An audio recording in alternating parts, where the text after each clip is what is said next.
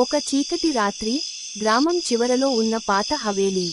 కిటికీలు పగిలిపోయి తలుపులు గాలికి కదులుతున్నాయి. చంద్రకాంతి ఆ ఇంటిని భయంకరంగా చూపిస్తోంది.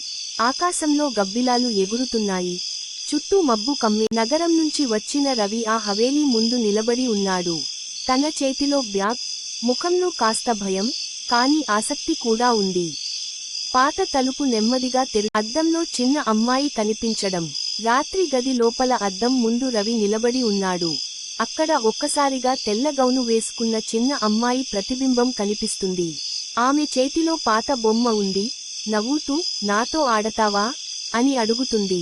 రవికి గుండె జారి పడుతుంది. తరువాత రోజు రవి గదిలో గోడలు రక్తపు మచ్చలతో కనిపిస్తాయి. గోడపై మమ్మల్ని వదిలేయ్ అని ఎర్ర అక్షరాల్లో రాసి ఉంది. వాతావరణం మరింత భయంకరంగా మారుతుంది. ఆ అమ్మాయి రూపం మారడం. రాత్రి మళ్లీ రవి ఆ శబ్దాలు విని గదిలోకి వెళ్తాడు. అమ్మాయి ముఖం ఒక్కసారిగా విరూపమైపోతుంది. కళ్ళు నల్లగా, నోరు పెద్దదిగా, అరుపులు గట్టిగా. రవి వెనక్కి తడబడి పడిపోతాడు. రవి మృతదేహం. తరువాత రోజు గ్రామస్తులు ఆ ఇంటికి వస్తారు.